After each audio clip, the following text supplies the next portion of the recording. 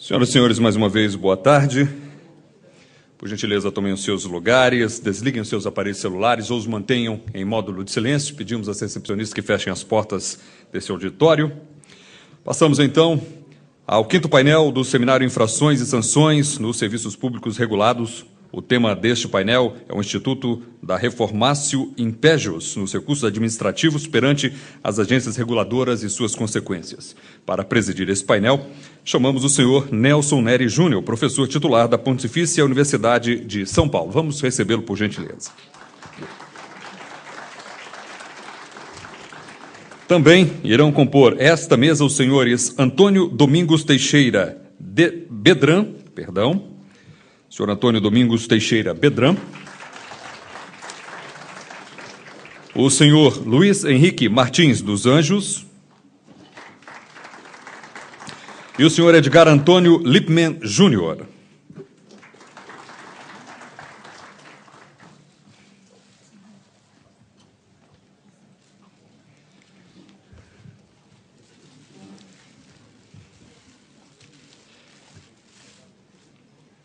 Com a palavra, o presidente da mesa, o senhor Nelson Neri Júnior.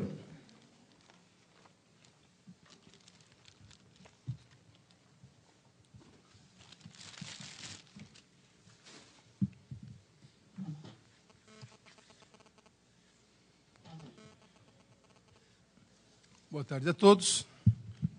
Eu quero dizer da minha honra e da minha alegria em poder participar deste evento, a convite do Instituto, aqui nesse seminário sobre as infrações e sanções dos serviços públicos regulados. Então, nós, antes de iniciarmos, eu queria dizer que os senhores podem fazer as questões já por escrito, que as recepcionistas estão por todo o auditório, colhendo as perguntas que quiserem ser feitas aos painelistas desta tarde, né? Então, nós vamos iniciar agora o nosso painel sobre o Instituto da Reformatio Impejus nos recursos administrativos perante as agências reguladoras. Consequências. Esse é o título do nosso painel. E, como primeiro painelista, nós vamos ouvir as palavras do senhor Luiz Henrique Martins dos Anjos, que é advogado da União, doutorando e mestre em Direito pela Universidade Federal do Rio Grande do Sul. Então, eu passo a palavra ao doutor Luiz Henrique Martins dos Anjos para a sua exposição, que deverá durar 20 minutos. Boa tarde a todos. Gostaria de saudar aqui e agradecer o convite do Dr. Fábio Medina Osório, em nome de quem eu agradeço aqui a todos os membros do Instituto a participação nesse seminário. Colegas de mesa, diante do horário, vou procurar ser o mais objetivo possível nesse tema, bastante já facilitado por exposições amplas desde o dia de ontem, e cumpre, então, aqui destacar que esse tema da Reformatio Impejus ele está inserido, então, nesse contexto de releitura, de reexame dos institutos do direito administrativo, especialmente o sancionador, no contexto do Estado de Direito Democrático que nós nos inserimos. E, nesse viés, sempre é bom lembrar a própria origem do direito administrativo, como um direito que vem nascer na construção do Estado de Direito. O direito administrativo como um ramo do pensamento jurídico que vem limitar a ação do Estado, trazendo a ele para o domínio da legalidade, e especialmente agora falando no Estado Democrático de Direito, essa legalidade ampliada, e especialmente no tema que nos toca, chamar a atenção, né, do contexto do princípio da segurança jurídica, que se insere esse bloco de legalidade. A nossa Constituição de 88 justamente vem instituir no nosso Estado brasileiro essa noção do Estado de Direito Democrático, e lá no artigo 5º, já no próprio caput, refere, dentre outros princípios, ao princípio da segurança Está lá, muitas vezes esquecido no caput do artigo 5º, a referência ao princípio da segurança.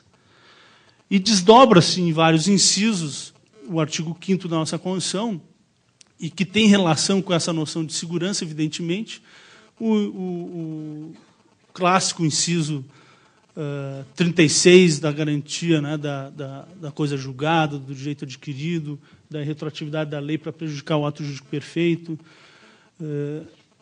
Mas, para além desta leitura, nós temos no inciso 54 e 55 a referência dupla, né, ao devido processo legal.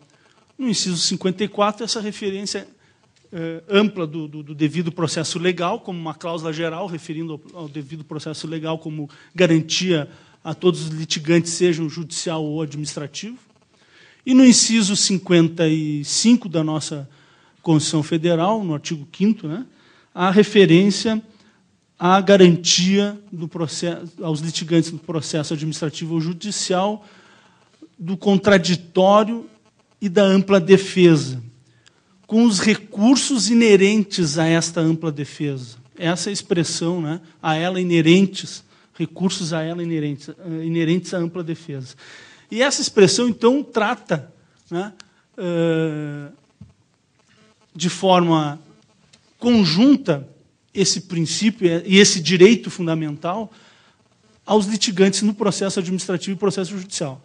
Então, fica a pergunta, a partir da Constituição de um Estado de Direito Democrático, com esses princípios, com essa bagagem principiológica diferenciada, né, que já foi abordada aqui em painéis anteriores, né, o que justificaria que um recurso que é inerente à ampla defesa no processo judicial não pode ter reformatio impejus, e esse mesmo recurso inerente à ampla defesa no processo administrativo, é possível ter essa reformatio?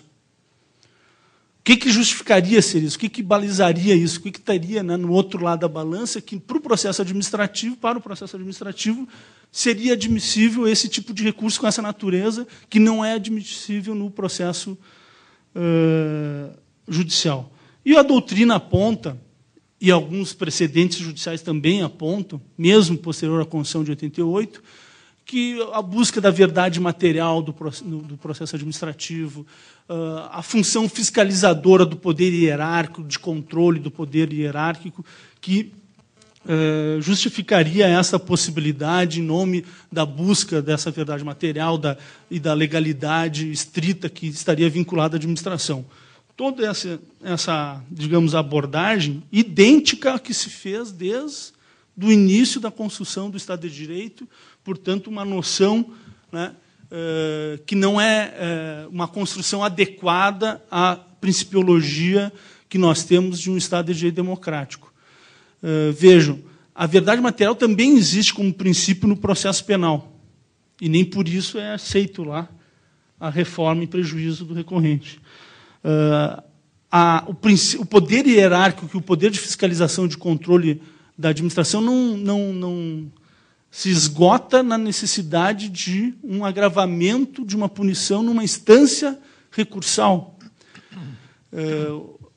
Então, me parece que a reforma em prejuízo do recorrente em processo sancionador, né, ela já está afastada e banida do ordenamento quando a própria lei geral do processo administrativo prevê no artigo 64 algo que pode ser considerado uma reforma em prejuízo, mas com as garantias da ampla defesa ali estabelecidos. E isso falando de um processo administrativo em geral, não estamos falando aqui especificamente do processo sancionador. Lá é previsto, né, e aceito por decisões judiciais que a autoridade administrativa em grau recursal, identificando uma situação fática, uma circunstância ou uma impropriedade na aplicação de alguma impropriedade de alguma decisão, venha a facultar ao recorrente manifestação sobre essa peculiaridade nova que essa autoridade identifica, permitindo assim, então, que, com esta oitiva, com essa manifestação, ele possa vir a agravar a situação do recorrente nessa decisão em segunda instância. Vejam, muitas vezes a administração tem aplicado isso e o Poder Judiciário tem afastado, tem identificado vício à ampla defesa. Por quê? Porque o próprio procedimento ele possui uma necessidade de transparência naquilo que está se achando de novo no âmbito daquele recurso. A necessidade de identificar circunstâncias fáticas, quais são os elementos novos, quase uma nova apresentação de imputação àquele recorrente, para que realmente possa ser garantido a ampla defesa. Então, é como sobrestar o recurso, um sobrestamento do recurso, teria que fazer a autoridade administrativa, ele se vestir do papel de acusador, ele que era um julgador, tem que se vestir no papel de acusador, para, num despacho, imputar toda uma nova realidade que levaria ao agravamento da pena. Isso é o que decorre daquela previsão do artigo 64. Se não for praticado desta maneira, dificilmente vai ser respeitado na prática a ampla defesa. Então, vejam a enorme dificuldade que gera na prática da administração a adoção desta previsão, que não é propriamente a reformatio impédios, porque não vai haver surpresa, né? Eu não recorri, estou sendo... Não é isso que está previsto ali, apesar de muita gente assim denominar, não me parece ser isso que está previsto ali, porque, na verdade, o administrador tem que sobrestar aquele recurso e fazer uma nova acusação, sujeitando a dilação probatória nova. E isso dificilmente ocorre na prática da administração. Então, o que me parece que a utilização numa lei geral do processo administrativo dessa hipótese, ela é admissível, essa previsão que nós temos lá no artigo 64. Agora, trazer isso para um processo especial, um processo sancionador e ainda um processo sancionador de uma área de regulação que tem uma peculiaridade a mais, sem dúvida nenhuma, não me parece ser o adequado a toda essa construção principiológica de garantia da segurança jurídica, né, e do devido processo legal. E não vejo isso como vantagem para a administração, porque basta ver o resultado que a administração, que o agente regulador obtém com isso. Mais demandas judiciais, uma falta de efetividade na fiscalização, fugindo, portanto, do objetivo que a própria administração se propõe. Nesse sentido, me parece muito mais eficaz uma outra solução que necessita, sim, de previsão legal, de alteração normativa, em que, nesse tipo de procedimento sancionador, e especialmente na área de regulação,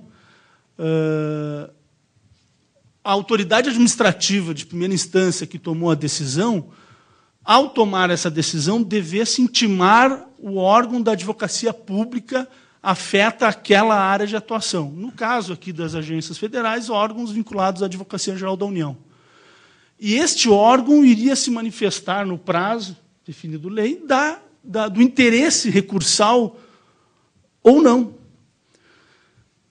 Passado esse prazo, estaria garantido a quem pretende recorrer ou não, né, da estabilização dessa relação jurídica, dizendo, bom, não há recurso da AGU dessa decisão administrativa, portanto, não haverá possibilidade de agravamento.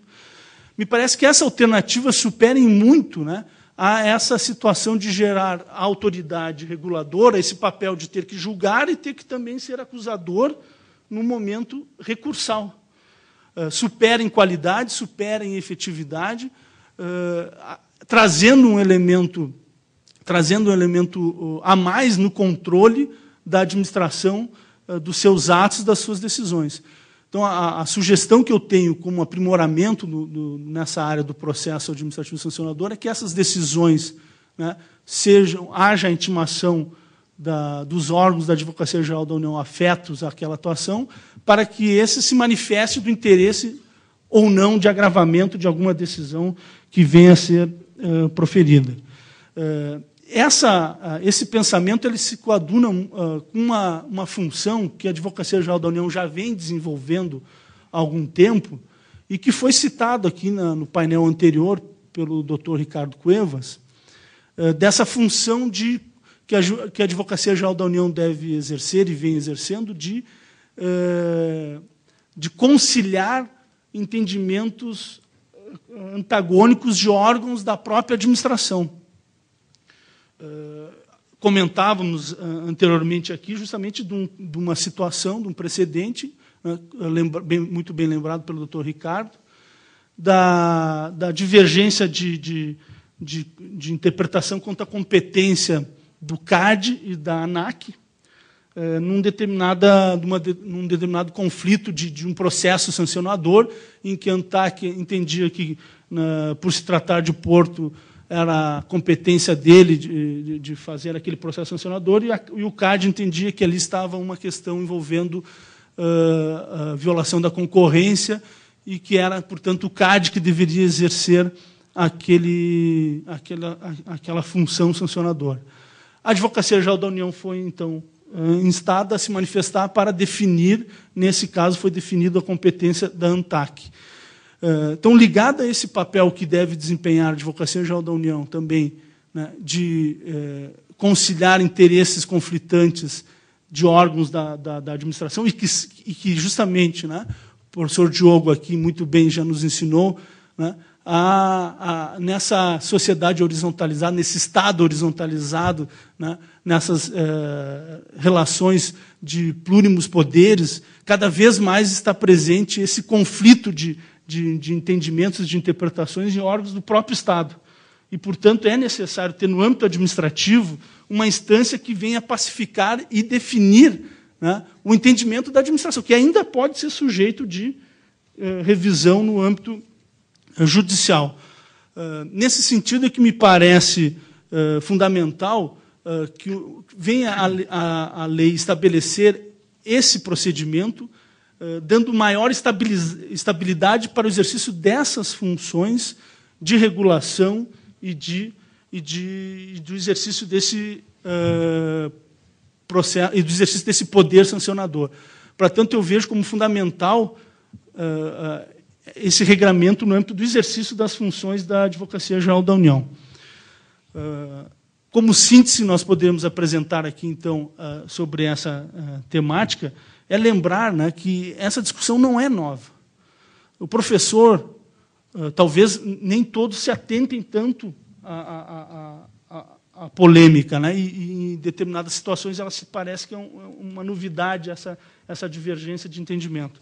Mas o nosso professor Oswaldo Aranha Bandeira de Mello, na sua obra de Princípios Gerais, né, já antes da Constituição de 88, apontava, né, com extrema cautela, de que realmente a reformatio impégios ela não é totalmente vedada no direito administrativo. Ela não é vedada no direito administrativo, é assim a expressão utilizada. Mas, ele alertava, não se pode admitir esse instituto no âmbito de processos administrativos quase contenciosos. Essa expressão usada pelo professor na época ainda, né? Não se pode utilizar isso em processos quase... O que são processos quase contenciosos, se nós formos atualizar, né, para a doutrina atualizada? É justamente o processo administrativo sancionador. Então, com essas conclusões, fico à disposição para o debate e acredito que colaborei aqui para que ninguém perca o voo hoje. Muito obrigado.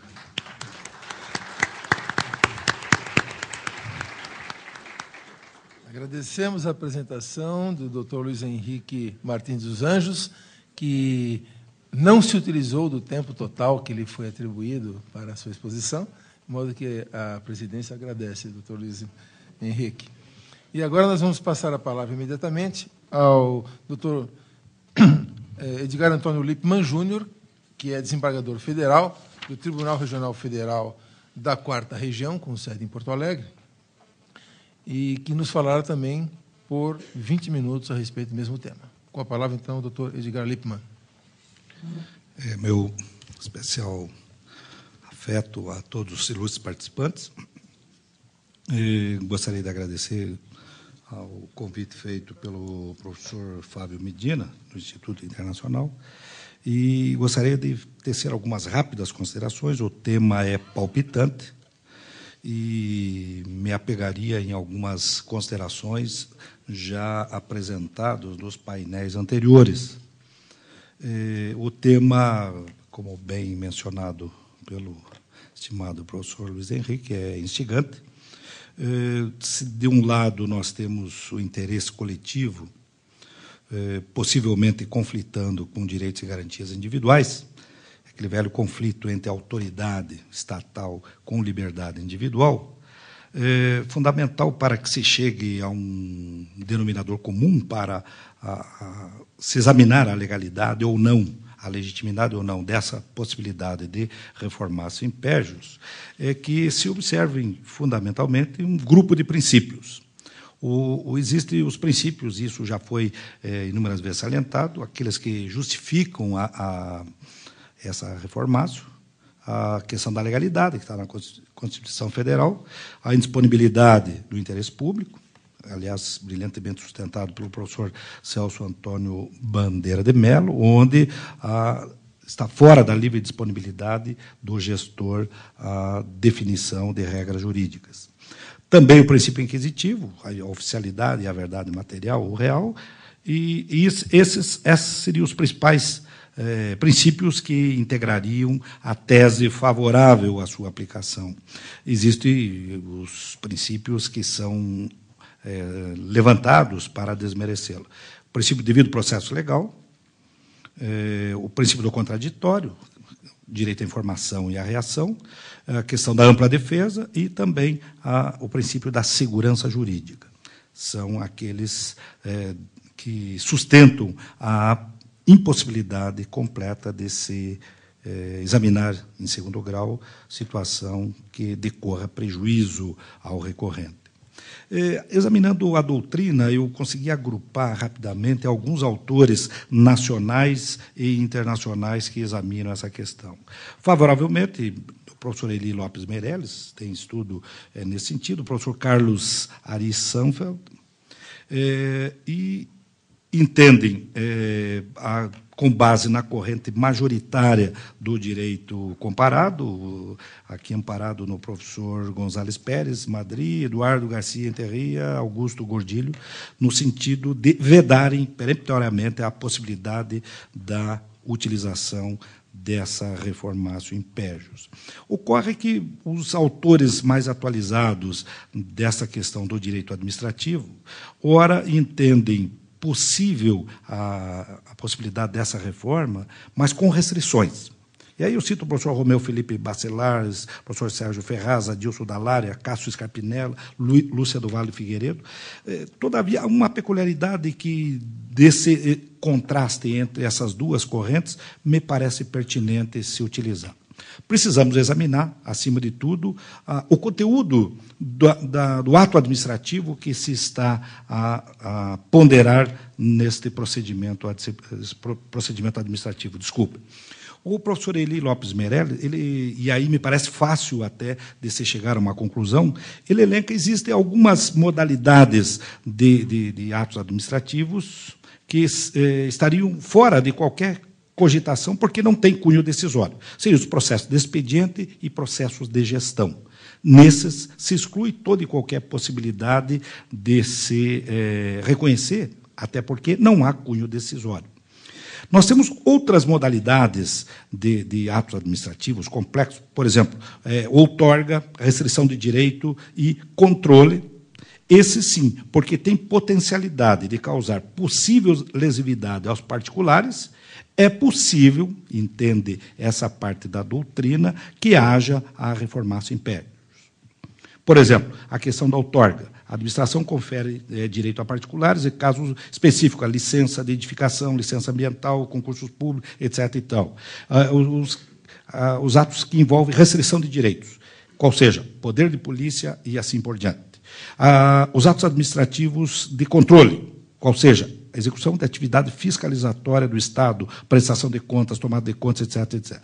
nessas três modalidades, a corrente majoritária hoje do direito pátrio entende que é possível, aplicando-se o princípio da legalidade. Em outras palavras, a manutenção de ato ilegal, se constatado em segundo grau, pode, sim, ser objeto de consideração, mesmo que o recurso seja formulado pela parte interessada.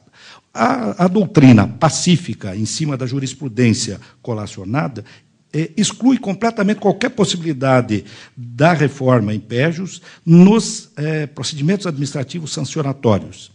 E, me parece, este é o caso que foi solicitado a intervenção, porque estamos a examinar uma regra que se pretende inserir no artigo 15, parágrafo único, do Regulamento de Aplicação de Sanções Administrativas, cujo processo, evidentemente, se insere dentro da modalidade sancionatória. E a regra, isso foi amplamente debatido pelos meus antecessores, se aplica aqui a regra do Código de Processo Penal, o artigo 617 do Código de Processo Penal, até porque vige no direito sancionatório aquela velha máxima, indúbio sempre pro reo, ou pro misere.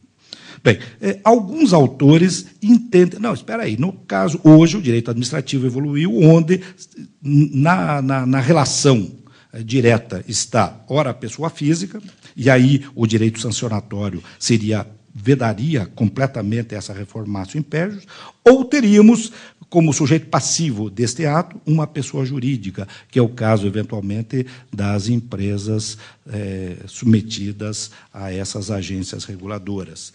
Todavia, me parece que é uma disseminação que me parece perigosa, na medida em que ou se admite essa violação à garantia individual da segurança jurídica, da ampla defesa, do contraditório, do devido processo legal, para que se possa embutir.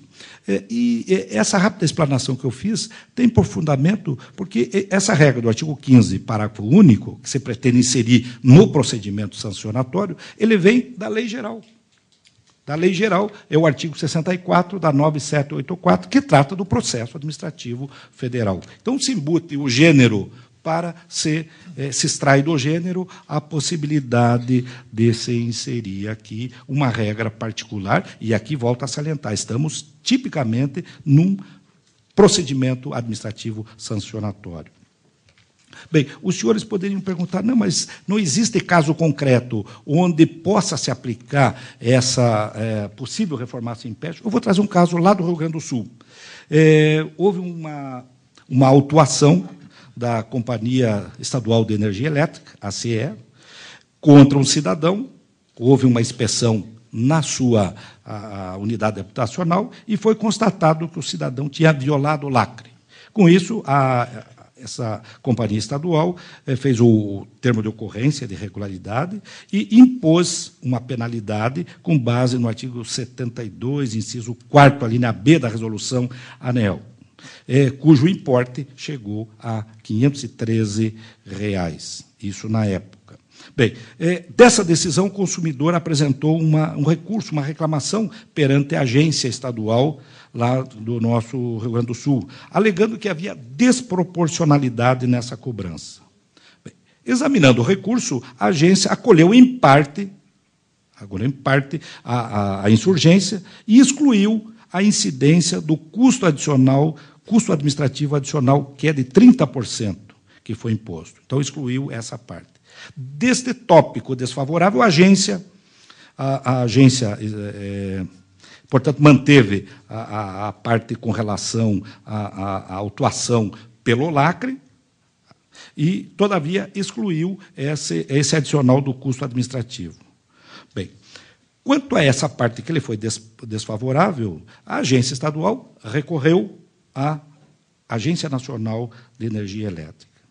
E, examinando o recurso administrativo, reconheceu-se que a situação denunciada naqueles autos não se enquadrava nos termos do artigo 72, inciso 1 e 3 da resolução da Anatel. E, com isso, mesmo o recurso sendo da agência estadual, foi aplicado o princípio da reformatio impégios, aqui no caso em favor do cidadão, houve um parecer exarado pela Procuradoria Federal, no sentido de que, inexistente nos autos elementos que justificassem o enquadramento da sanção na regra imposta no termo inicial, era de se aplicar a reformácio império, e, com isso, anulou-se toda a atuação conforme fora procedido. Então, é uma situação, digamos, inversa. Veio a agência buscando a situação e, em tese, o que objetiva a regra do artigo 15, parágrafo único, é proporcionar que, além daquela situação concreta denunciada, se possa agravar mais ainda a situação do requerente. Nesse caso, foi em desfavor do cidadão, da agência em favor do cidadão, aplicável, portanto, a tese da reformácio império. Então, em rapidíssimas considerações, eu sei que o professor está, Nelson Nery, o problema do horário de avião é complicado, que eu sou do Paraná, mas trabalho em Porto Alegre, então, constantemente, quando você está atrasado, o avião sai no horário. Né? Quando você não tem pressa, aí é o processo inverso. É quase uma reformácio impérios. Né? Quando você precisa que atrase um pouquinho, ele sai no horário. Mas me parece que, voltando, e eu tenho mais alguns minutinhos, eu gostaria de justamente voltar a isso. Eu acho que o ponto central para se definir o cabimento ou não dessa possibilidade em se outorgar, e, nesse caso, há uma outra, e isso foi comentado por algum dos expositores anteriores, o que se busca alterar o regulamento de aplicação, que é objeto de uma resolução, onde se transporta aquela regra do artigo 64 da lei, e aí previsto, né, a questão da legalidade, para uma resolução onde viria, sem dúvida nenhuma, a ensejar aos agentes públicos a possibilidade de terem um privilégio a mais. Então, em rapidíssimas considerações, até porque os antecessores já trouxeram com bastante detalhes o perfil desse controle, de possibilidade de infrações por parte das agências reguladoras, eu me reservaria para um maior debate após as perguntas e também ouvindo o nosso estimado amigo professor Bedran. Muito bem.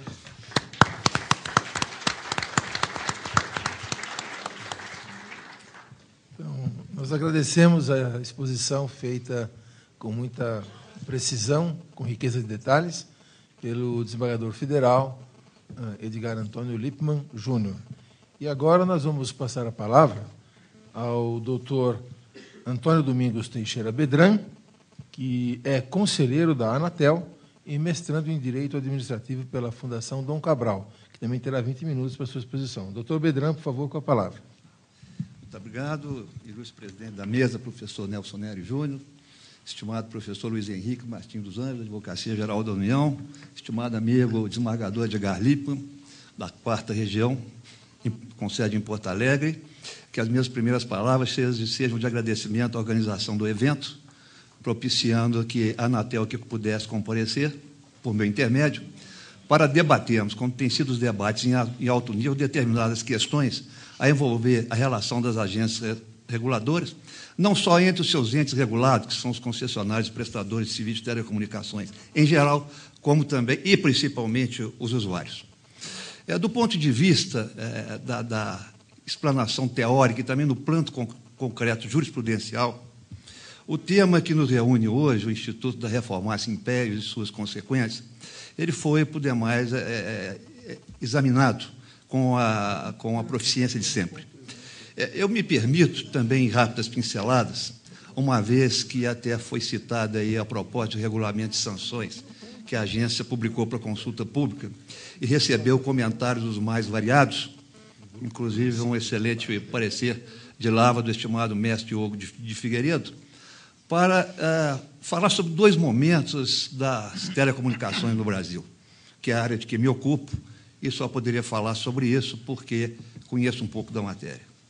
Antes da Lei Geral de Telecomunicações, é forçoso reconhecer que o antigo Código Brasileiro de Telecomunicações, a Lei 41.1762, embora tratasse de serviço de telecomunicações, mas dedicava uma atenção especial ao serviço de radiodifusão sonora de sons e imagens, ali prescrevendo sanções que iam desde a advertência, passando pela suspensão, sanção de natureza pecuniária, até desaguar numa eventual caducidade.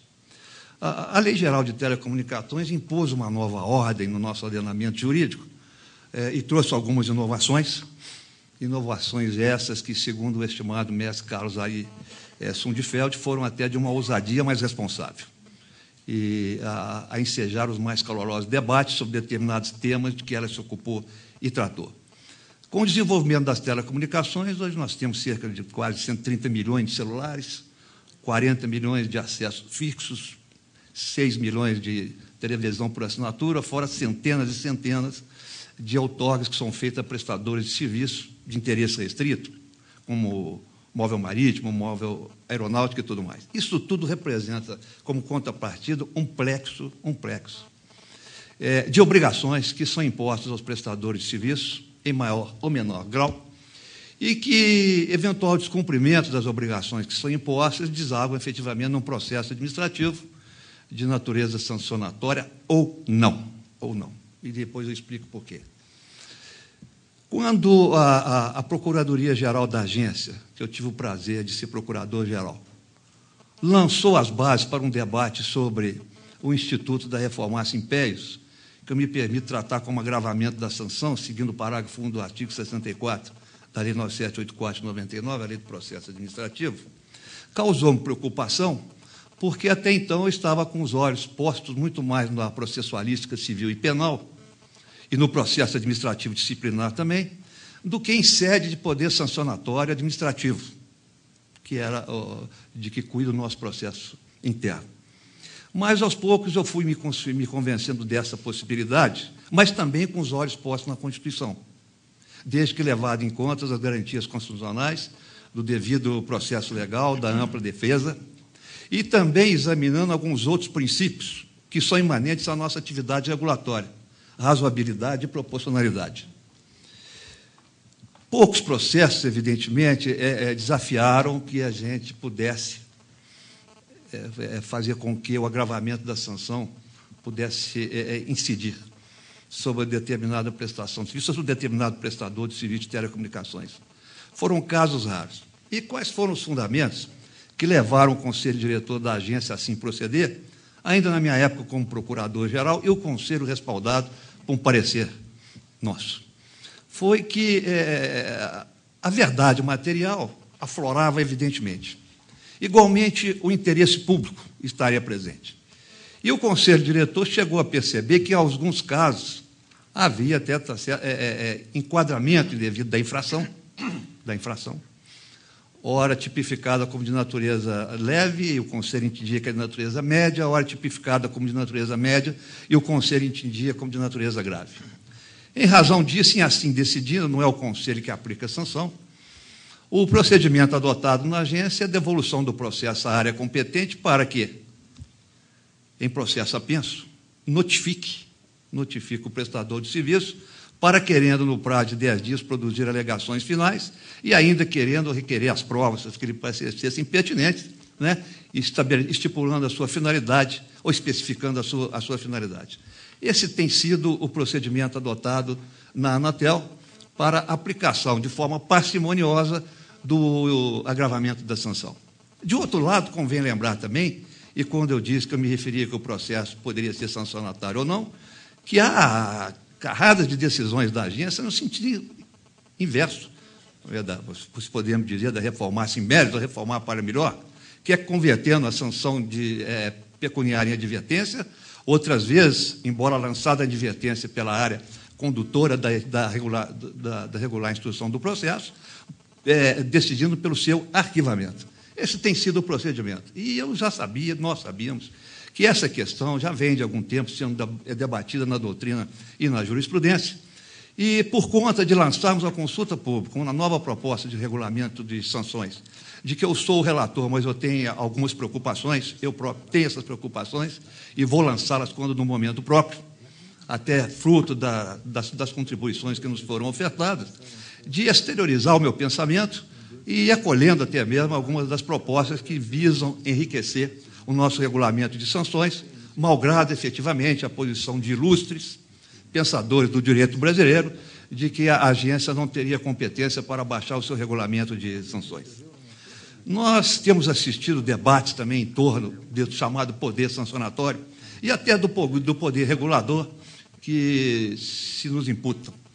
A Lei Geral de Telecomunicações cuidou, e usando a palavra aqui do ilustre professor espanhol, de dar essa potestade sancionatória à Anatel, foi a expressão que ele que usou, até porque o direito sancionatório administrativo, muito embora possa guardar uma correlação com o direito penal, mas a questão da tipificação, segundo autores até alguma jurisprudência, não é tão incisiva quanto é necessário e imprescindível no processo penal.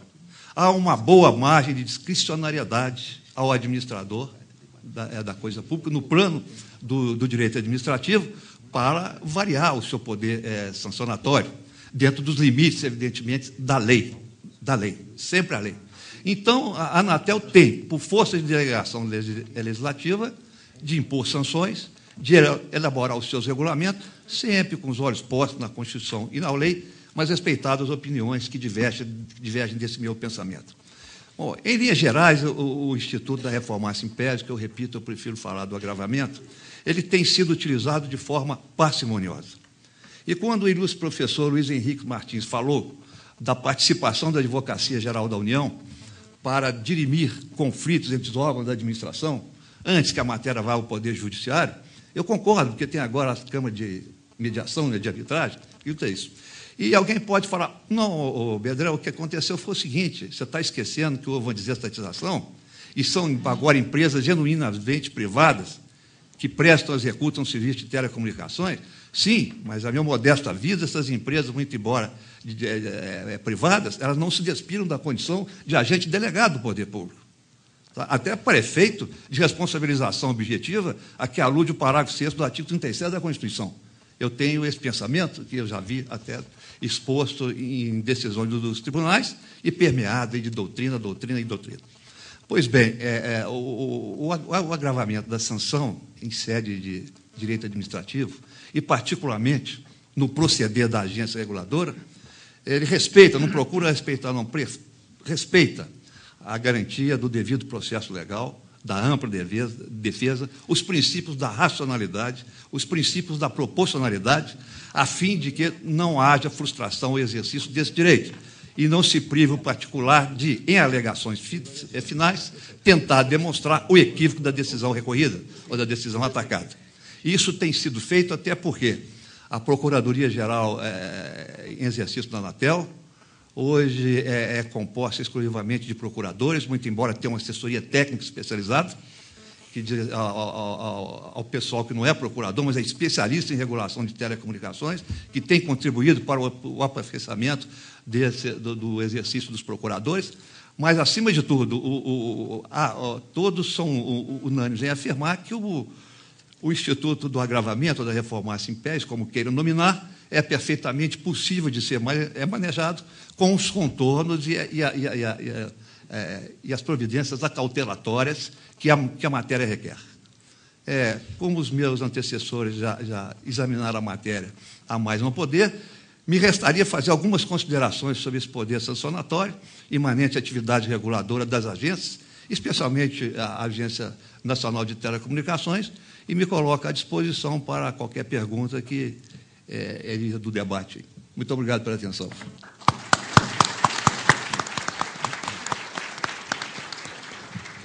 Muito obrigado, doutor Antônio Domingos Teixeira Bedrão, nosso conselheiro da Anatel. Então, agora, chegaram aqui às nossas mãos duas questões que se destinam a todos os membros da mesa, inclusive o presidente. Tem até um adendo aqui. Né? Então, eu estou sendo incluído aqui também por um dos participantes. Esse consorte é necessário. Esse consorte é necessário, né? O desembargador Lippmann. Mas a primeira pergunta é a seguinte. Pergunta a todos os integrantes da mesa, inclusive o presidente, o seguinte. Alguns autores defendem a tese de que a Lei 9784/99, que é a Lei do Processo Administrativo Geral, Federal, admite a reformatio in peius. Mas a correta interpretação do dispositivo não é no sentido de que, havendo recurso de ofício, e somente nesta hipótese, o administrado deve ser comunicado do risco de ser agravada a sua situação, excluída a reformácio? Ou seja, a pergunta, então, é no sentido de que só na questão de recurso ex officio é que o administrado deveria ser intimado para se manifestar a respeito do risco do agravamento. Então, na verdade, é uma pergunta meio afirmação, né? Então, eu passaria a palavra ao primeiro dos nossos expositores, o doutor Luiz Henrique, para que ele pudesse fazer as suas considerações. Vejo, realmente a doutrina costuma identificar nesse dispositivo o Instituto da Reformatio Impejus, com a garantia de ampla defesa, né? Então, não é propriamente a Reformatio Impejus, porque se há garantia de ampla defesa, não pode ser em sede apenas daquele recurso da movida pela parte, né, pelo interessado, a possibilidade de agravamento da sua situação. Algum procedimento a mais deve ser adotado, ou em sede de recurso de ofício, ou em sede desse procedimento, como até foi relatado aqui pela Anatel, de uma nova definição da imputação que está se tendo para agravar aquela situação que foi recorrida. Então, não é propriamente no próprio recurso, mas o prazo daquele recurso, a interposição daquele recurso, ensejou a essa iniciativa da administração. O que eu volto a insistir, que em vários processos, como foram já citados na doutrina aqui pelo desembargador Lippmann, há a possibilidade, tranquilamente, de se fazer a utilização desse mecanismo, e a dúvida que persiste é da qualificação para a própria função da administração, da utilização desse procedimento em sede de um processo administrativo sancionador em sede de regulação. Me parece que essa não é a melhor alternativa para a eficiência da administração, não é a melhor alternativa para se encontrar o devido objetivo, né, de um processo sancionatório dentro do Estado de Direito Democrático. Por isso que eu volto a insistir, sendo mais objetivo, né? Esse dispositivo, há quem defenda que só mediante a reforma de ofício, não me parece ser isso que está restrito na previsão legal. A dúvida que persiste é que se essa lei geral é aplicável a uma especificidade desse processo sancionatório. No meu modo de ver, a melhor solução para essa possibilidade de agravamento da pena é a partir da intimação do órgão da Advocacia Geral da União, que expressamente manifestará esta necessidade de agravamento ou não, como procedimento aquele além do recurso que a parte moveu. Muito bem. Então, agora, com a palavra, o desembargador federal Edgar Lippmann Júnior. Eu penso que nenhuma das modalidades, no direito administrativo, tem o que se chama pedido revisivo, que pode ser de ofício ou pode ser por petição. E aqui seria o recurso propriamente dito. Eu achei inteligente, eu conversava minutos atrás com o professor Luiz Henrique, quando se trata dessa revisão de ofício, seria pertinente, talvez, se abrir vista para a AGU para se manifestar e, conforme a manifestação do procurador federal, abrir-se a parte contrária, o interessado, a possibilidade de manifestação. Mas eu confesso, e aqui voltando àquelas lições anteriores, excluir aqueles atos administrativos onde, em tese, haveria a potencialidade de dano ao cidadão, que seria os contratos de outorga, a restrição de direito e de controle, neste, sim, Eu acho que é razoável, porque vigora o princípio da estrita legalidade. O gestor público não pode dispor de bens ou interesses, mesmo que haja a possibilidade de, nesta revisão, assim constatar, e por isso cabível. Mas, quando se trata em procedimento administrativo de cunho eminentemente sancionatório, eu volto a salientar, eu me alinho à posição tranquila da doutrina nacional e remansosa internacional, no sentido que não se pode agravar a situação do recorrente, evidentemente, excluída aquela hipótese mencionada naquele precedente lá do Rio Grande do Sul, que ali foi a agência recorreu, né, e, além de não ganhar, foi anulado foi toda a autuação, todo o procedimento, o termo de ocorrência e irregularidade que levou à imposição de uma cobrança de valores em atraso, ali em favor, aí em dúbio, a máxima do processo penal, em dúbio pro réu. Muito bem. Agora, com a palavra, o doutor Antônio Bedran, para suas considerações. Pois não. Com relação à pergunta que foi formulada sobre o recurso de ofício, lá na agência nós ainda não temos essa figura, de modo que eu não poderia responder especificamente, mas faço coro com o professor Luiz Henrique Martins, de que a regra do parágrafo 1 do artigo 64 da Lei do Processo Administrativo não faz distinção.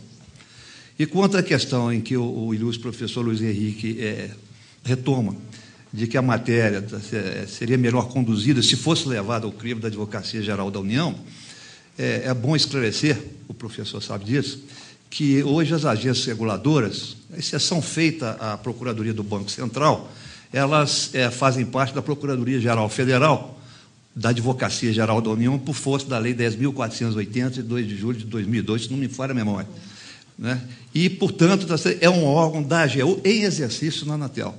Então, há uma particularidade nesse sentido nas agências reguladoras, né, e estou falando do caso da Anatel aqui, de que existe esse órgão, mas nada impediria, se fosse o caso, uma conversa na Advocacia Geral da União para tentar, talvez, uma mediação em torno dessas questões que pudessem desaguar na aplicação do agravamento da sanção. Muito bem. Então, antes de passarmos à segunda pergunta, eu vou passar a terceira pergunta, porque ela tem ligação com essa primeira aqui, e foi dirigida ao desembargador Edgar Lippmann, que é a seguinte: no exemplo dado pelo senhor, provavelmente o consumidor utilizou a terceira instância administrativa ao recorrer à agência da decisão desfavorável prolatada pela... aliás, para recorrer, eu acho que é ao Tribunal Superior, né, a autoridade superior, ANEL, para a decisão desfavorável prolatada pela Agência Estadual do Rio Grande do Sul. É isso, desembargador? Perfeito. No caso, então, rememorando, o cidadão que teve essa ocorrência registrada e comprovado a violação do LAC, contra si foi instaurado o procedimento administrativo e imposta o dever de ressarcir a agência a R$ 513. A CE, perdão, Companhia de Energia Elétrica do Rio Grande do Sul. Esse recurso, veja, foi interposto pela CE à agência estadual. Uma vez a agência manteve a decisão na íntegra, e dessa decisão, na forma da resolução 456 foi para a Agência Nacional de Energia Elétrica. Esclarecido? Esclarecido. Então, agora, bom, me pediram, na minha opinião, sobre isso também. Eu acho que esse Instituto da Reformatio Impeius, ele o artigo 64 da Lei do Processo Administrativo Federal, não é, a Lei Geral. Primeiro, que nós temos que verificar o seguinte: existe um dispositivo, uma norma de encerramento na Lei 9784, que diz aplicar-se o teor da Lei 9784 a situações que não estejam regulamentadas por dispositivo legal especial. Não é? Então, se tiver um processo administrativo específico sobre determinada situação, não se aplicariam os dispositivos da lei geral, a menos nos dispositivos específicos, salvo os dispositivos principiológicos. Eles são aplicáveis a todo e qualquer processo administrativo, mesmo regulado por lei especial.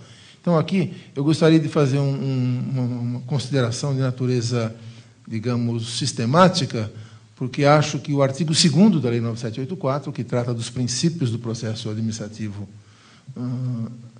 que nada mais são do que repetições dos dispositivos constitucionais, normalmente do artigo 5º das garantias fundamentais, com o artigo 64. Nós temos que compatibilizar o artigo 2º, que trata dos princípios da ampla defesa, da impessoalidade, do contraditório, do devido processo legal, com o dispositivo do artigo 64. Então, acho que digamos, a técnica seria fazer uma interpretação do artigo 64 da Lei do Processo Administrativo conforme a Constituição. Interpretação conforme. Porque, se nós interpretarmos literalmente sempre no mesmo sentido, nós incorreríamos numa inconstitucionalidade flagrante, eu acho, do artigo 64 da Lei 9784. Então, acho que a interpretação conforme, a mesa parece que está chegando a um consenso, pelo que eu tenho sentido, e o desembargador Lippmann fez essa afirmação, que no processo sancionatório, que é o objeto do nosso painel, não é? No processo sancionatório seria praticamente inviável a aplicação do Instituto da Reforma Simpeios nos recursos, não é, do processo administrativo.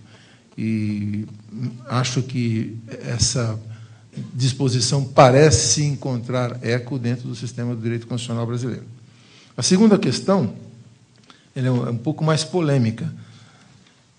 É a seguinte, vou ler como foi proposta para a mesa, a todos nós. A 5ª súmula vinculante, evidentemente, o participante do Congresso se refere à súmula vinculante do Supremo Tribunal Federal, que foi editada, foi as 3 últimas editadas há poucos dias, né? Então, a 5ª súmula vinculante diz que não nulifica o processo administrativo disciplinar a falta de defesa técnica. Isso é o que diz a súmula. 1. A hipótese poderia ser eventualmente estendida ao devido processo legal sancionador. 2. Nesse caso, não se estará flagrantemente ferindo princípios constitucionais do contraditório e da ampla defesa, entre outros? Então, essa é a pergunta, e eu passo a palavra imediatamente ao Dr. Luiz Henrique Martins dos Anjos para fazer suas considerações. Bem, parece que a súmula não está estabelecendo que não se oportunizou a defesa técnica, né? Não é nesse sentido. Então, a oportunidade da defesa técnica foi dada e não foi utilizada pelo servidor. Isso é uma prática que estava sendo utilizada em total violação do interesse público, do bom funcionamento da administração. A administração oportunizava a defesa, solicitava, notificava o servidor faltoso para que ele constituísse um advogado, e esse dizia, não, eu vou me defender. Eu tenho condições de me defender. Afirmava isso expressamente nos autos do processo administrativo disciplinar. Dizia, não, eu vou me defender, não quero constituir advogado.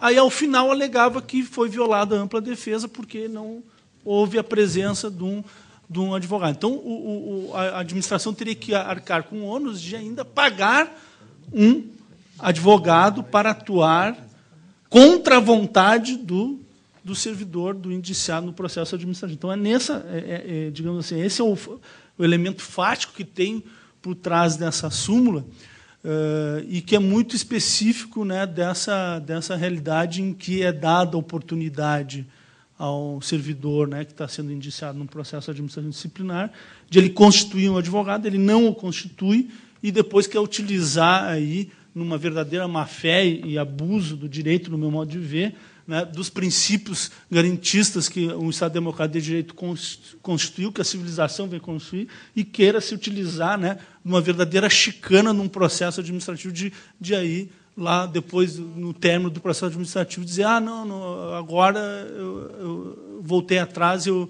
me sinto lesado no meu direito de defesa, porque a administração não pagou um advogado para mim, ou não definiu um advogado ativo. Então, nesses termos, me parece que não há nenhuma violação à ampla defesa e à previsão constitucional essa situação, e no processo sancionador não tem, nas agências, pelo menos, né, pode melhor dizer aqui o professor Antônio, o conselheiro Antônio, que as empresas se defendem, constituem, né, a sua defesa técnica, mas caso fosse dada essa oportunidade e não constituísse, me parece que se aplicaria da mesma maneira. Foi dada a oportunidade, a empresa não constituiu a sua defesa técnica, bom, então é o ônus a quem não quis se utilizar da sua arma jurídica, da sua defesa jurídica. Bem, muito obrigado, doutor Luiz Henrique. Agora nós passamos a palavra ao desembargador Edgar Lippmann para suas observações. A pergunta realmente é bastante oportuna e traz em si uma potencialidade de controvérsia bastante acentuada. Há aproximadamente 10 anos atrás, eu escrevi um artigo que foi publicado na revista do Tribunal Regional Estadual do Paraná. Eu era juiz federal em Curitiba e cheguei a compor o Tribunal Regional Eleitoral do Estado do Paraná. E, desde aquela época, já se debatia legislativamente a questão da edição da súmula vinculante. São duas posições plenamente sustentáveis. Aliás, dias atrás eu ouvia a entrevista do ministro Gilmar Ferreira Mendes, do Supremo Tribunal Federal, na TV Justiça, e lá, entre várias indagações, mas, ministro, a súmula é vinculante. Mas o que é vinculante? Para o Poder Judiciário ou para a administração também? Se para o Judiciário, o que significa a expressão vinculante? Aí o senhor ministro, olha, a emenda constitucional 45 é taxativa, que essas decisões têm efeito vinculante dentro do Poder Judiciário. Acaso o Tribunal Inferior ou juízo de primeiro grau manifeste conclusão contrária a essa súmula, cabe uma reclamação direto ao Supremo Tribunal Federal. É o texto expresso da emenda constitucional. Na hipótese de descumprimento ou desobediência ao teor da súmula, cabe um pedido por parte da parte interessada, diretamente uma reclamação ao Supremo Tribunal. E avançou. E, eventualmente, se a prática for reiterada, eventualmente pode ensejar o magistrado, mais ali fazendo alusão, talvez, a um juiz monocrático, a possibilidade até de uma responsabilidade funcional. Bem, é justificável, evidentemente, que a grande preocupação do Poder Judiciário, e digo isso que estou já há 20 anos, dos quais 10 no Tribunal Regional Federal da 4ª Região, nós temos um volume exagerado de processos que eu sempre fui um crítico do sistema judiciário pátrio e, muitas vezes, até mal compreendido. Nós julgamos, dias atrás, o cidadão, agora, foi ontem, anteontem, o cidadão entrou na justiça para que o galo do vizinho não cantasse às 6 horas da manhã, uma coisa assim. Isso, 10 para 6. E aí toda uma cidade entrou em parafuso. Nós julgamos briga de vizinhos, nós julgamos questões que, muitas vezes, dias atrás, mandato de segurança, originário no tribunal, onde o cidadão queria levar o seu papagaio. O cidadão morava em Fortaleza, foi morar no Rio Grande do Sul, o papagaio estava velhinho, queria que o papagaio fosse morrer lá em Fortaleza. Aí não conseguia embarcar. Por quê? Ora dependeria da vigilância sanitária, ora dependeria da autorização do IBAMA. E aí, quem que vai resolver? Quem que tem que emitir a ordem para o coitadinho do bicho ser empacotado e despachado para Fortaleza? Então, são coisas dessas. A gente, às vezes, eu digo, olha, tem que trazer esses exemplos para ver que a súmula vinculante, eu confesso, ela, embora ingesse toda a jurisprudência do Pátria, mas tem um efeito benéfico. Obrigar a que possamos monocraticamente resolver. Aqui um problema muito sério, realmente, que os processualistas seguramente vão examinar, porque o Supremo começou agora a produzir essas súmulas de efeito vinculante. Um detalhe, embora a súmula necessariamente não vincule a administração, mas várias regras, hoje a Lei 9784 diz lá que a matéria for jurisprudência dos tribunais, poderá a administração deixar de recorrer. Então, a gente sabe que hoje estamos dentro de um concerto buscando o ideal de uma boa prestação jurisdicional. Mas, na prática, é uma situação complicada. Nós temos aquele velho dilema dentro do processo. Nós queremos a rapidez ou queremos a segurança? Um exclui o outro. Tudo que é rápido é inseguro, tudo que é inseguro é rápido. Com a súmula vinculante, o juiz, lá no primeiro grau, ao receber a petição inicial, se for contrária à súmula, julgo improcedente a ação, sem sequer determinar a citação da parte contrária. Né? Então, é para ver que é rápido isso? É, mas tem efeitos colaterais. Tem efeitos porque, muitas vezes, várias injustiças serão cometidas no afã de se dar um tratamento rápido, célere e efetivo às demandas. Então, a matéria é polêmica, até porque o Superior Tribunal de Justiça tem súmula exatamente o contrário. Os ilustres advogados, eu não me recordo agora o número da súmula, mas o Superior Tribunal de Justiça afirmou, sumulou, dizendo que é obrigatória a intervenção de advogado no procedimento administrativo disciplinar. Vem agora o Supremo dizer que não. Aí, eu, dias atrás, participando de um simpósio com magistrados, mas o que eles vão fazer? Manda quem pode, obedece quem tem juízo. E eu acredito que tem um pouco disso. Súmula vinculante, vamos ter que aplicá-la. Então, espero, em rapidíssimas considerações, ter esclarecido. Mas a matéria realmente vai demandar ainda muitos e acalorados debates no mundo acadêmico. Muito obrigado, desembargador Eliar Lippmann. Com a palavra agora o doutor Antônio Bedran, conselheiro da Anatel, para fazer suas considerações. A pergunta foi feita, né, com base na súmula 5 do Supremo Tribunal Federal, uma questão da não apresentação da defesa técnica, como bem colocou. E, na realidade, a exegese é essa mesmo, porque a oportunidade da ampla defesa você tem que oferecer. Se a parte, por si ou por seu advogado, não se manifesta no momento oportuno, quer dizer, precluiu o direito dele se manifestar posteriormente. Estava havendo muita fraude em relação a essa questão.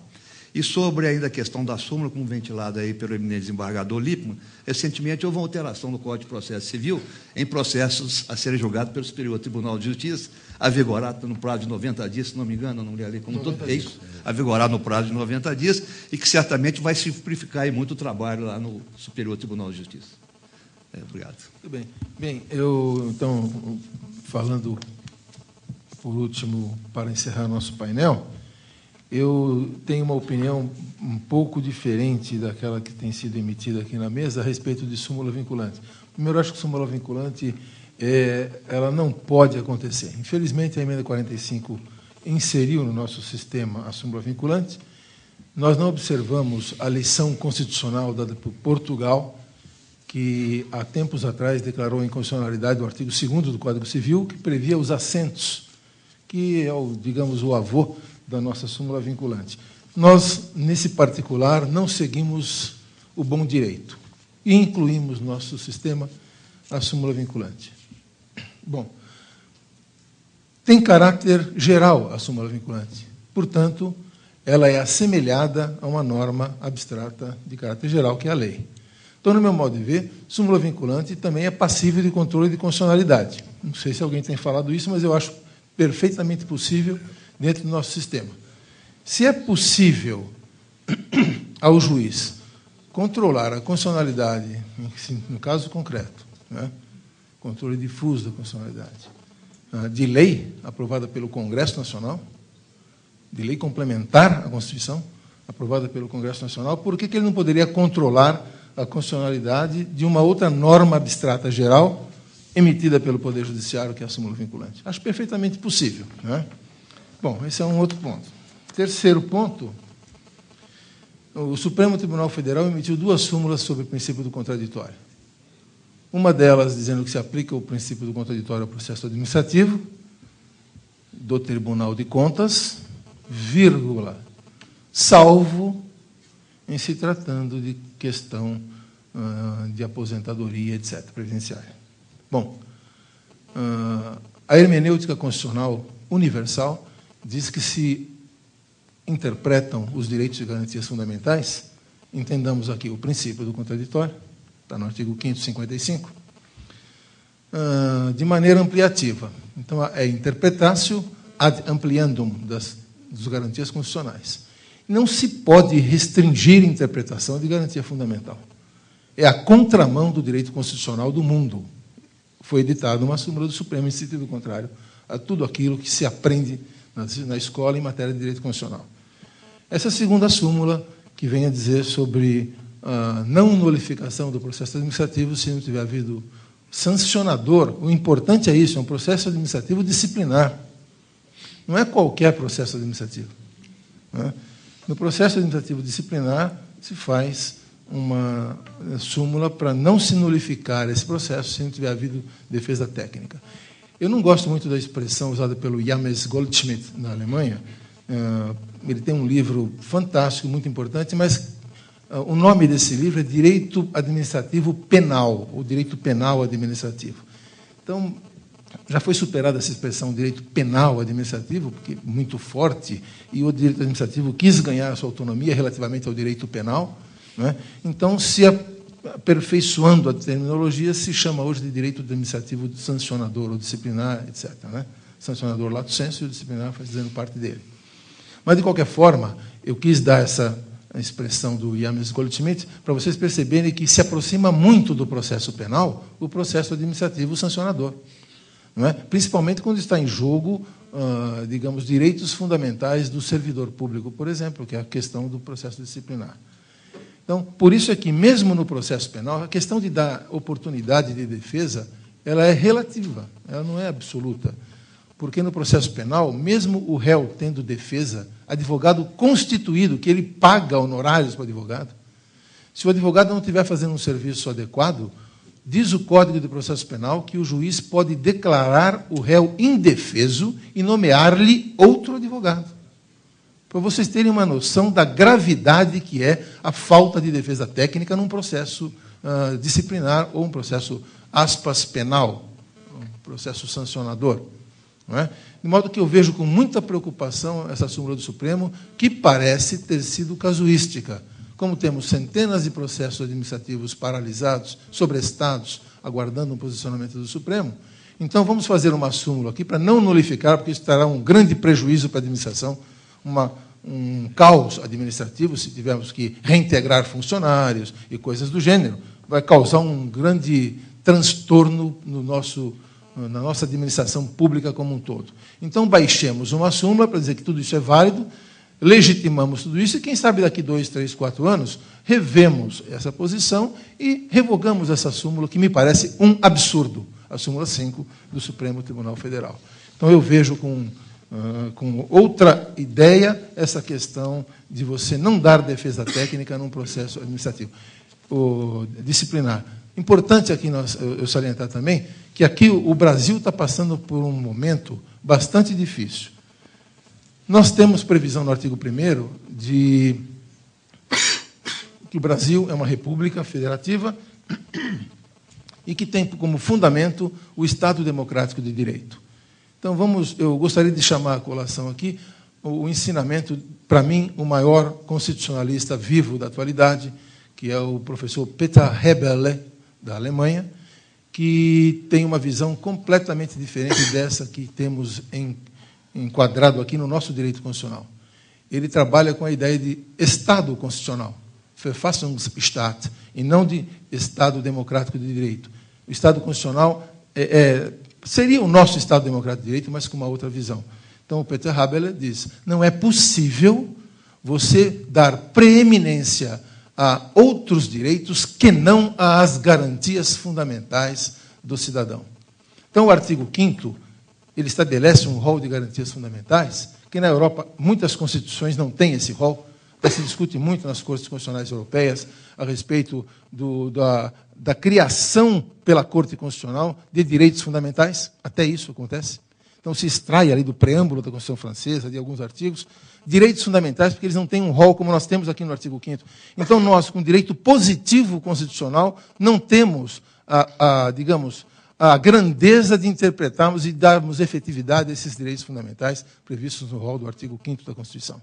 Então, pelo sistema, pela teoria, pelo fundamento do Estado democrático de direito ou do Estado constitucional, a preeminência é das garantias fundamentais relativamente a outros preceitos contidos na Constituição. Isso significa que não é possível apor-se à garantia constitucional a ideia de interesse público. Isso é básico no direito constitucional mundial, e aqui no Brasil a gente faz o contrário. Não, isso aqui é um direito privado, então o interesse público prevalece sobre o privado. Direitos e garantias fundamentais do artigo 5º não é um direito privado, é um direito constitucional, é muito maior do que isso. E não existe diferença entre direito privado e direito público em matéria de previsão de direitos constitucionais. Com a devida vênia, eu sou absolutamente contra as súmulas, acho que é a segunda ou a terceira, e a quinta do Supremo Tribunal Federal, vinculantes, por conta de ofender flagrantemente o artigo 1º da Constituição da República e o artigo 5º da Constituição da República. Muito obrigado. Eu declaro encerrado o nosso painel. Senhoras e senhores, agradecemos ao senhor Nelson Nery Júnior, que presidiu este 5º e último painel, e aos nossos painelistas. Passaremos rapidamente agora à cerimônia de encerramento. Antes, porém, informamos que o ministro Gilmar Ferreira Mendes, presidente do Supremo Tribunal Federal, não poderá comparecer ao evento por não haver conseguido superar os obstáculos de sua agenda. Agradece o convite e, mais uma vez, reitera a sua falta. Chamamos, então, para encerrarmos este seminário, chamamos ao palco o professor doutor Fábio Medina Osório, presidente do Instituto Internacional de Estudos de Direito do Estado, para que faça o encerramento deste seminário. Vamos, então, receber o doutor Fábio Medina. Chamamos ao palco.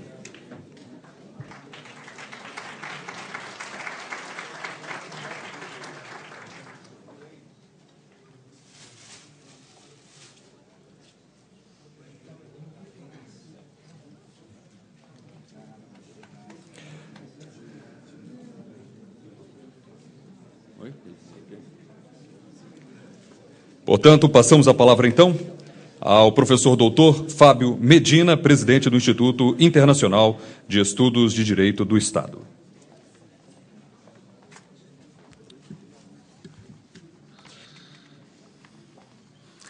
Senhoras e senhores, muito obrigado por prestigiarem este evento, por tornarem este evento um sucesso. Queremos apenas fazer mais alguns breves registros e alguns agradecimentos adicionais. Gostaríamos de agradecer muito especialmente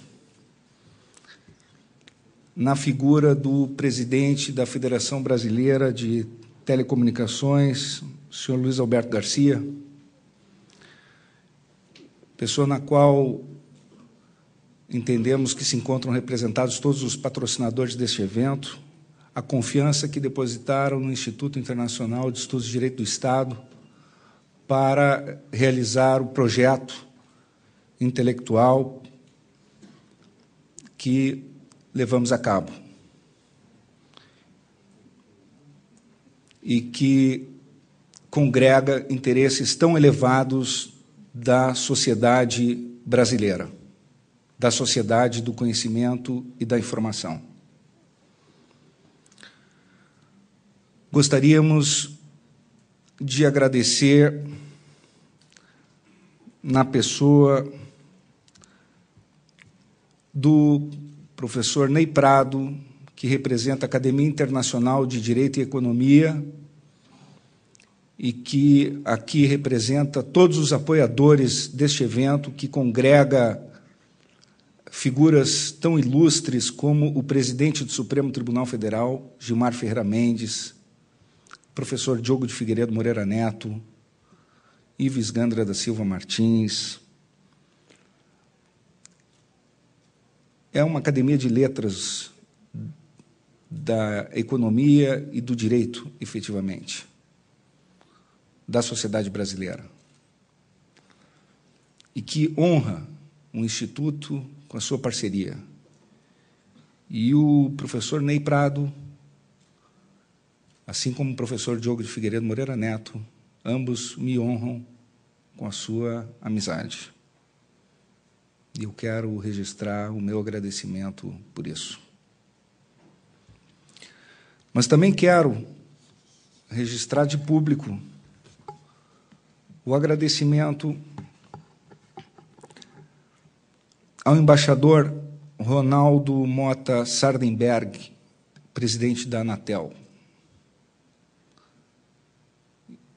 que representa não apenas a importante agência reguladora que ele preside, mas demais autoridades reguladoras que podem ter se sentido questionadas aqui neste importante seminário, pela postura exemplar de homem público que teve, por haver comparecido a este seminário, pela trajetória que tem na vida pública brasileira, pela sua inteligência, pela sua honradez, pela sua humildade, pela sua grandeza e por haver abrilhantado este evento. Quero agradecer aos colaboradores que aqui se encontram, todos incansáveis, muito especialmente nas figuras dos colegas doutores Guilherme Guimarães, Bernardo Baggio, em cujos nomes eu quero saudar os demais, todos que me auxiliaram. E, fundamentalmente, gostaria de agradecer esse auditório, esse público extremamente qualificado, que efetivamente deu alma, abrilhantou, deu sentido e deu o rumo deste seminário, que é um seminário que revoluciona o direito administrativo sancionador brasileiro na área regulatória e, sem dúvida alguma, não tenho receio em dizê-lo, estabelece um novo paradigma de reflexão para esta matéria. E não é por outro motivo que também me atrevo a dizer que é a nossa pretensão lançar os anais deste seminário, provocar todos os participantes para que materializem suas contribuições e que possamos, a partir daí, entregar esse material a cada um dos participantes como um contributo do seminário a cada um dos senhores e senhoras que estiveram conosco, abrilhantando este evento. Mais uma vez, muito obrigado. Este foi apenas o início de uma jornada que é a construção de um pensamento jurídico. Muito obrigado. Declaro encerrado este evento. Obrigado.